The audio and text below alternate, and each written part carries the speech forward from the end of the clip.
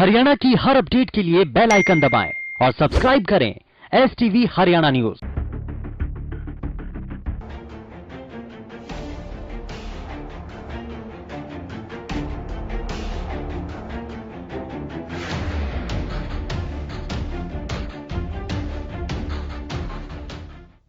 नमस्कार, आप देख रहे हैं खबर गरम है और मैं हूं आपके साथ शुभेंदु सिंह।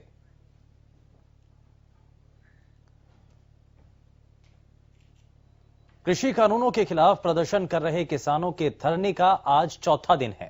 किसान दिल्ली की सीमा पर 26 नवंबर से प्रदर्शन कर रहे हैं।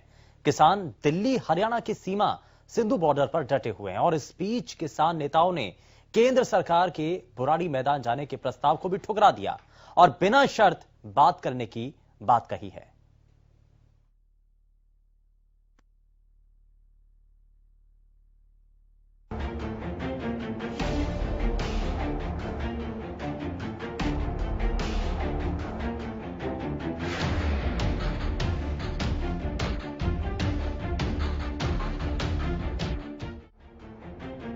कृषि कानूनों की वापसी को लेकर किसान अड़ गए हैं।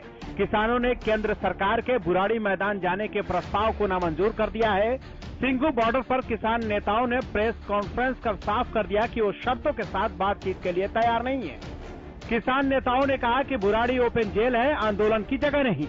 उन्होंने कृषि कानूनों को किसान विरोधी बताते हुए सरकार को चेतावनी देते हुए कहा कि वो 4 महीने तक सड़कों पर बैठ सकते हैं क्योंकि उनके पास 4 महीने जितना राशन है। इस दौरान किसान नेताओं ने अपने आंदोलन को राजनीति से अलग बताते हुए कहा कि उनके मंच पर किसी भी दल के नेता को जगह नहीं दी जाएगी। वहीं मीडिया के साथ हुए दुर्व्यवहार पर किसान नेताओं ने माफी भी मांगी। इस दौरान मांगे नहीं माने जाने पर दिल्ली जयपुर हाईवे जाम करने की चेतावनी भी दी। पहला फैसला ये है केंद्र सरकार वालों किसान जथेबंदियां नूं इनविटेशन सद्दा पत्र आया सी गलबात करके जो किसानां दे मसले है उन्हां दा गलबात राहीं हल करने के लिए असीं विचार के जो केंद्र सरकार का इनविटेशन था उनको एक्सेप्ट नहीं किया, प्रवान नहीं किया, क्योंकि उस इनविटेशन में एक शर्त कंडीशन था कि पहले किसान जितने भी इस हाईवे पर जो दूसरे जो रोड हाईवे रोड है उन पर बैठे हैं वो सभी अपने व्हीकलों के साथ बुराड़ी पार्क में चले जाएं। जब सभी किसान सड़कों को खाली करके बुराड़ी पार्क में चले जाएंगे तो अगले दिन सरकार उनके साथ गलबात करेगी। तो असी इस कंडीशन को समझते हैं भी वो किसान जथेबंदियों का या किसानों के संघर्ष का अपमान है।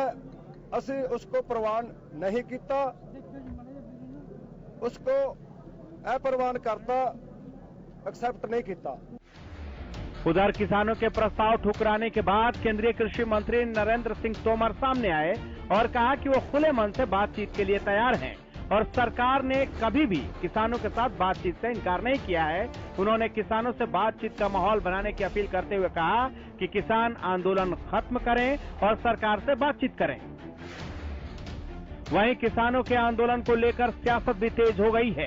प्रदेश के सीएम मनोहर लाल ने पंजाब के सीएम कैप्टन अमरिंदर सिंह की उस टिप्पणी पर पलटवार किया है जिसमें उन्होंने किसानों पर पुलिस कार्रवाई के लिए माफी मांगने की बात कही थी।